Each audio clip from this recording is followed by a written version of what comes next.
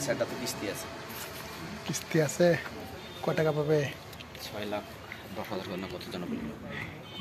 অচল গাড়ির এত টাকা পাবে? আইসার তো অচল আমাদের রাজশাহীতে।